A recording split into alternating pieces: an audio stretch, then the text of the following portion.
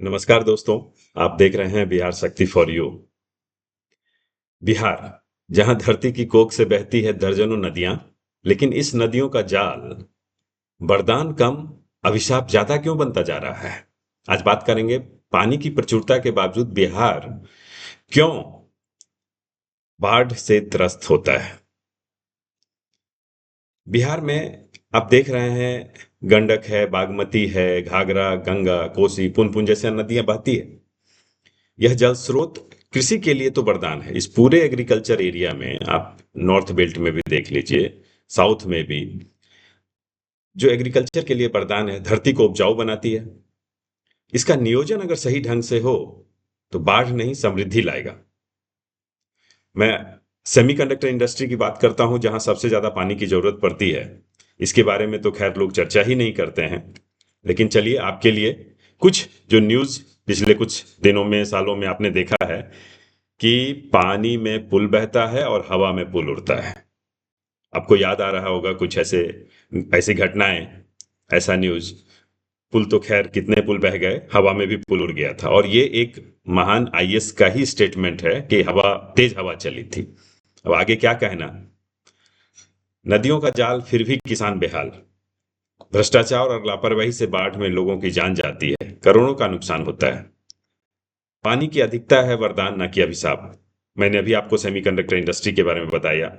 Detail से इस पर कभी हम और चर्चा करेंगे कि इसमें पानी की क्या जरूरत है और बिहार में कैसे यह लग सकता है आपको पूर्णिया के बेल्ट में।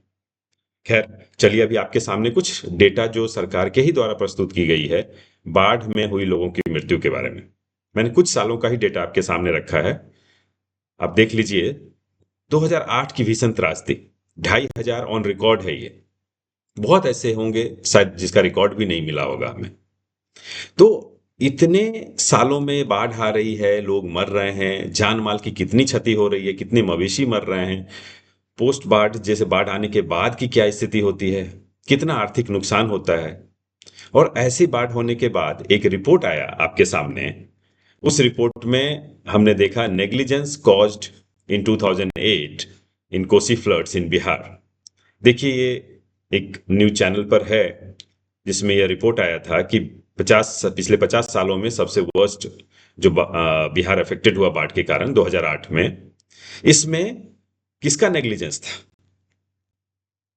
ये एक अथॉरिटी, एक जो अधिकारी होंगे वहां के, उनका नेग्लिजेंस था। उसकी कमेटी बनी, उसका रिपोर्ट भी आया, जिसमें आप देखेंगे कि एक वालिया कमेटी की रिपोर्ट आई थी, राजेश वालिया की, जो आयोग का गठन किया गया था। उसमें उन्होंने पाया कि जिम्मेदार अधिकारियों की लापरवाही, उदासीनता और वायरलेस संदेशों की गंभीरता की अनदेखी। वायरलेस संदेश जो आज के डेट में सेंसर्स लगे होते हैं, उन सेंसर्स का डेटा आपको बस लेके सही जगह से जल्दी आपको उन डेटा को देना है। वहां के लोगों को जो उस बेल्ट में रह रहे हैं उनको बताना है, वो भी आप नहीं बता पा रहे हैं।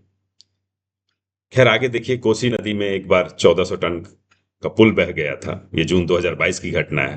हजारों करोड़ की लागत से बन रहा ब्रिज खत्म हो गया।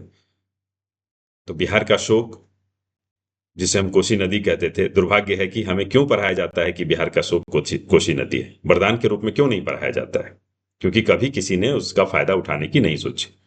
अरबों रुपए खर्च करने के बाद भी नहीं रुकी कोसी की बाढ़।